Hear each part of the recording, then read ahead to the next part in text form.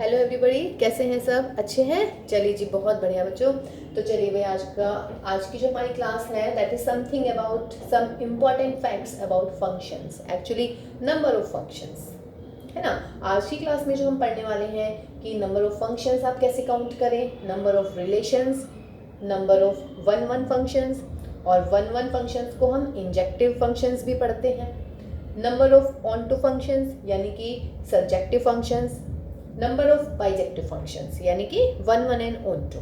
ठीक, अब देखिए चूंकि एग्जाम आ ही रहे हैं आप लोगों के, है ना, प्री बोर्ड भी अब खत्म हो गए हैं भाई आज, तो फिर आपको कुछ शॉर्ट ट्रिक्स भी आनी चाहिए ना, कि अगर इनमें से कोई भी एक क्वेश्चन आ जाए, इस टाइप का कोई भी क्वेश्चन, तो आप डायरेक्ट फॉर्मूला लगाएं। आपको देखिए फॉर्मूले हम समझाएंगे भी, और लेकिन समझ लीजिएगा, बट आपको लर्न करने हैं वो सारे, ताकि आप मल्टीपल चॉइस हो या वन मार्कर वाला क्वेश्चन हो, वन मार्क वाला, तो आप उसको डायरेक्ट अप्लाई कर सकें। ठीक है, so here I am starting with these topics.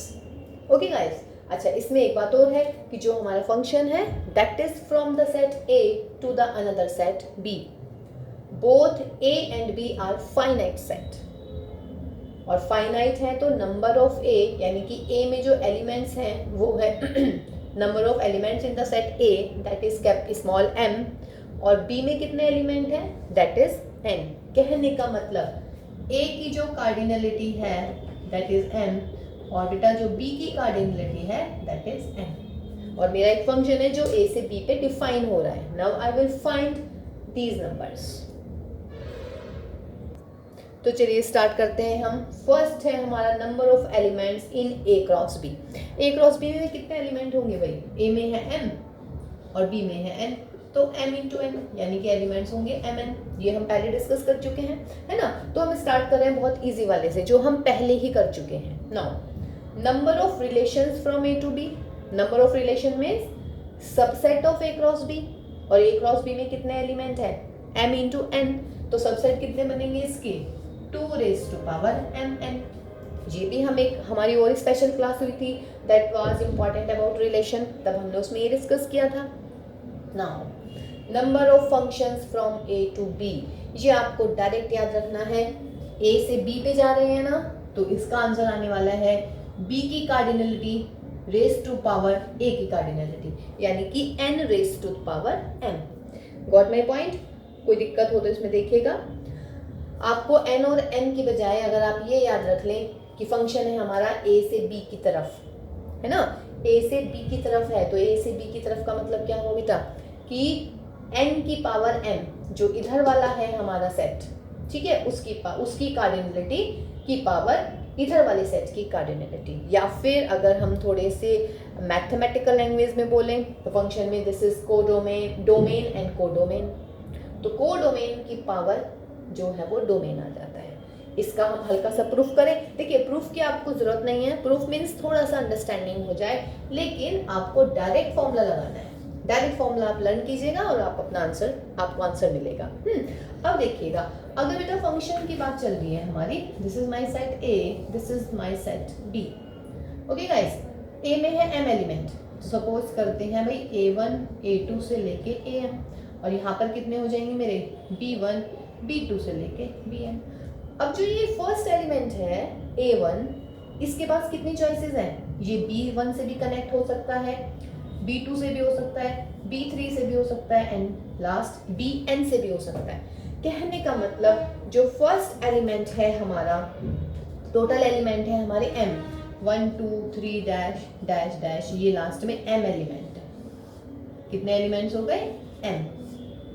ठीक, फर्स्ट एलिमेंट के पास हमारी n चॉइसेस हैं, तो ये n चॉइसेस होगी फर्स्ट एलिमेंट। अब आइएगा सेकंड के पास भी सेम n चॉइसेस हैं। व्हाई?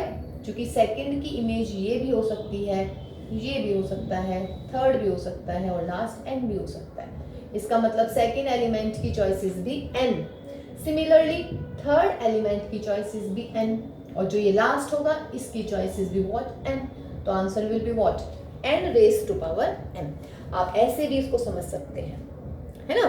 फंक्शन के लिए क्या होता है? फंक्शन के लिए याद है ना आपको कि इधर के सारे एलिमेंट की इमेजेस यहाँ होनी चाहिए।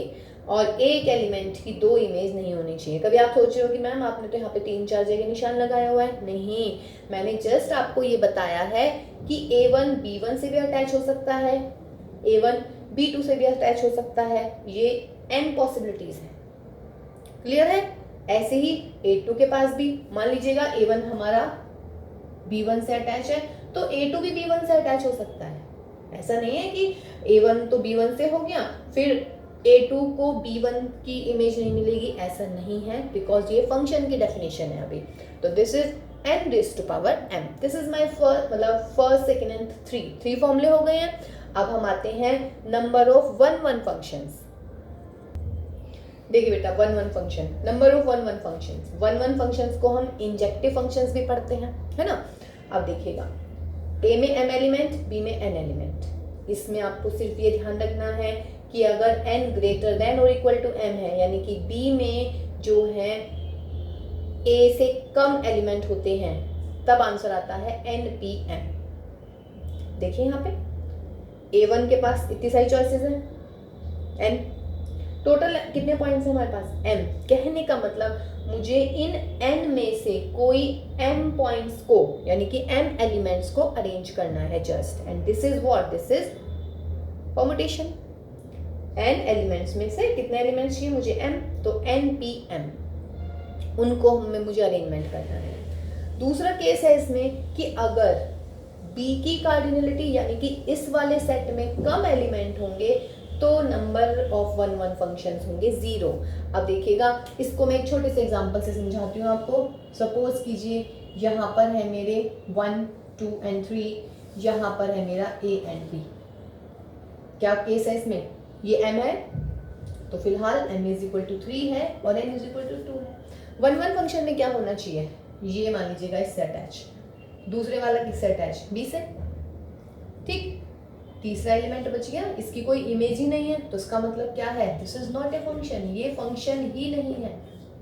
क्योंकि फंक्शन होने के लिए क्या होता है बेटा? फंक्शन होने के लिए जो आपका फर्स्ट सेट है उसके each and every element must have a image in the second set, तभी हम कहते हैं कि वो फंक्शन है। तो अगर इसमें एलिमेंट ज़्यादा है, इसमें कम है, तो एक एलिमेंट 100% बचेगा if I am talking about one function. Got my point? तो आंसर 0 आ जाएगा। ठीक, बहुत जल्दी से एक छोटा सा हल्का सा डायग्राम बना के देख लेते हैं। अब इसी को मैं चेंज कर देती हूँ। अगर मान लीजिएगा यहाँ पर है C, तो 1 बिलोंग्स टू 1 जो है A से अटैच, 2 जो है B से अटैच, एलिमेंट सारे खत्म, ये C बच गया, कोई दिक्कत नहीं, लेकिन 1 तो है ना। देखिए ये C बचा, इसका मतलब ये ऑन टू नहीं है। ऑन टू पे मैं आ रही हूँ अभी धीरे धीरे, बट अभी just I am asking about I am telling about one function. तो गॉट माई पॉइंट? अगर B वाले सेट में एलिमेंट ज़्यादा हो जाते हैं, कम हो जाते हैं, तो फंक्शंस जो है वन फंक्शंस नहीं बनते, और सिर्फ कब बनेंगे? जब B सेट में एलिमेंट होंगे क्या? ज़्यादा होंगे फर्स्ट वाले सेट से, और आंसर है NPM। ठीक, अब देखिएगा, अगर दोनों में सेम एलिमेंट है तो NPN, इसका मतलब कितना आ जाएगा आंसर? n factorial. ये हमारे वन फंक्शंस हो गए, n फैक्टोरियल। क्लियर है? चलिए जी, अब आते हैं most important, that is number of onto functions. Number of onto functions, या you can say surjective functions. ठीक है, अभी देखिएगा, इस पे आते हैं सबसे पहले, क्योंकि ये बहुत अच्छा सा लग रहा है मुझे, कि अगर n ग्रेटर देन m है then number of onto functions are 0। Number of onto functions are 0। देखिएगा, यहाँ पे 4 एलिमेंट है, यहाँ पे ये 3 है। अगर ये एक एलिमेंट हर एक मतलब अलग अलग सबसे अटैच रहेगा, तो यहाँ पे 3 है तो ये 3 से अटैच मिलेंगे सारे, एक बच गया ना। और जब एक एलिमेंट की प्री इमेज नहीं होती है, at least one element didn't have any pre image in the set A, then we say the function is not onto. तो ये ऑन टू नहीं है। हो गया बिल्कुल क्लियर?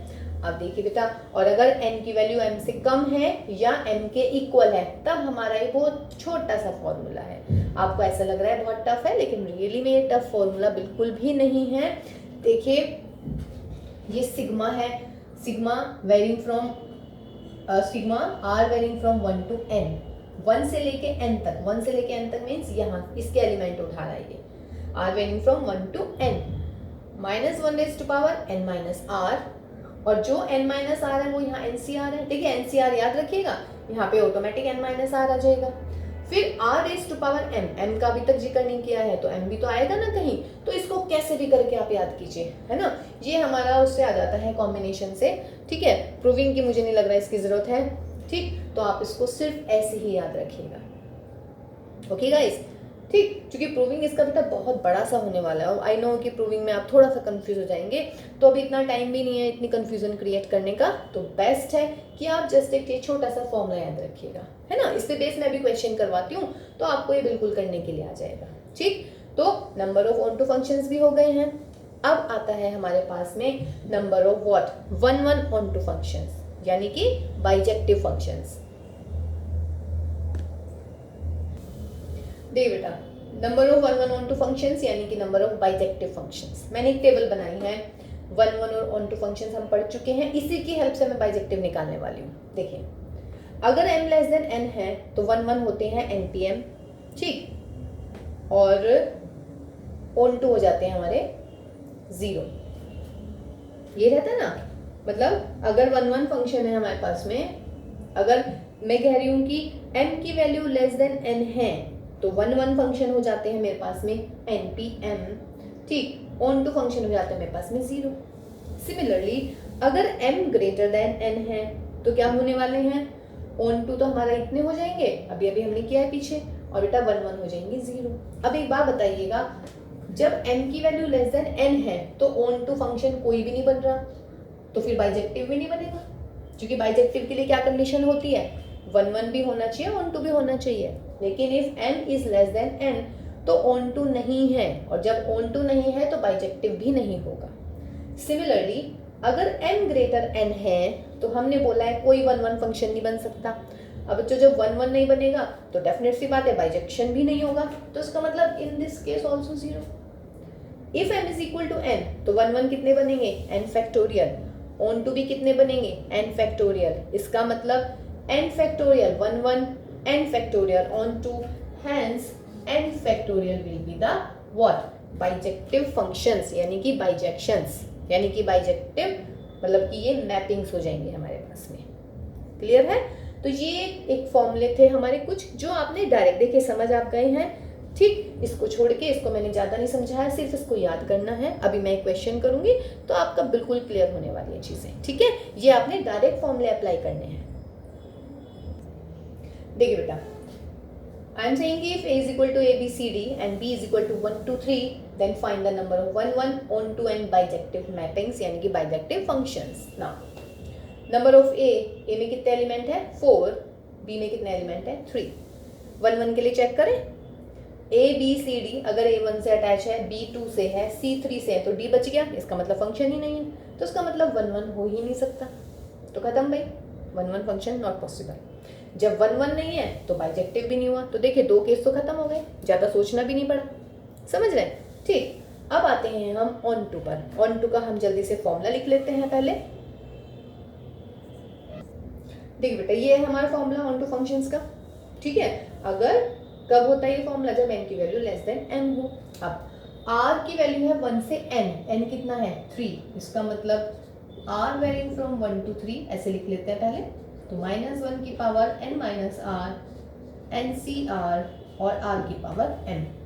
अब पहले आपको r की वैल्यू 1 लिखनी है, तो जब मैं r की वैल्यू 1 लिखूंगी तो -1 की पावर n कितना है 3 माइनस 1, और यहाँ पर n की जगह 3C1, और r कितना है हमारा 1, और m कितना है बच्चों 4। क्लियर है ना। फिर प्लस r की जगह क्या लिखेंगे, अगला 1 लिख चुकी हूँ, अब लिखूंगी 2, तो कितना आएगा -1 की पावर n का मतलब 3, r का मतलब 2, यहाँ पर 3C2, छोटा सा लिख देते हैं नहीं तो आप इसको मिक्स एंड मैच कर देंगे, 3C2, और यहाँ पे r की वैल्यू है 2 और n है मेरा 4। फिर क्या आएगा, r की वैल्यू 3, तो -1 की पावर n की वैल्यू 3, r की वैल्यू भी 3, और यहाँ पर n is 3, r is 3 और m की वैल्यू कितनी है 4। Solve this and you will get the answer.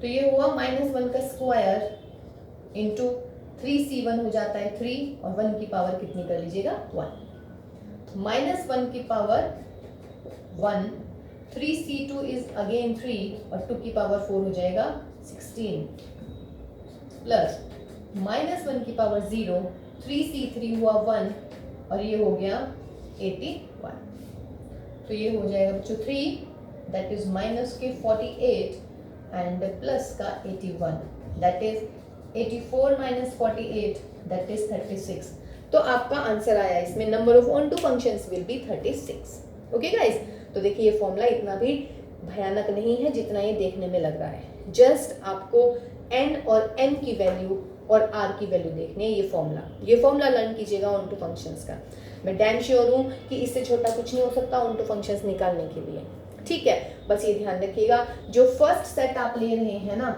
a to b a में मैं m एलिमेंट ले रही हूँ देखिए a पहले आता है b बाद में आता है ऐसे ही आप m पहले आता है n बाद में आता है m n तो आप ऐसे भी याद रख लीजिएगा m और n याद रखिएगा कि m a में आएगा या b में आएगा बस ये तो कंफ्यूजन हो सकती है आपको इसमें इसके अलावा आपके पास कोई भी इसमें कंफ्यूजन का मोटिव ही नहीं है सिर्फ आप m और n में कंफ्यूज हो सकते हो तो आप ऐसे याद रखिएगा a पहले आता है तो m पहले आ रहा है तो number of elements in a is small m okay guys तो देखिए ये हमारा हुआ कंप्लीट अबाउट फंक्शंस ठीक है ये बहुत स्पेशल क्लास थी फंक्शंस के बारे में 1 मार्क क्वेश्चन को ध्यान में रखते हुए और ये 11th और 12th दोनों के लिए इंपॉर्टेंट है बेटा तो चलिए इसको अच्छे से इसको सिर्फ फॉर्मूले आपको समझाए गए हैं जस्ट लेकिन आपको लर्न करने हैं ठीक है तो चलिए भाई मिलते हैं फिर नेक्स्ट क्लास में till then have a nice time and all the very best and take care all of you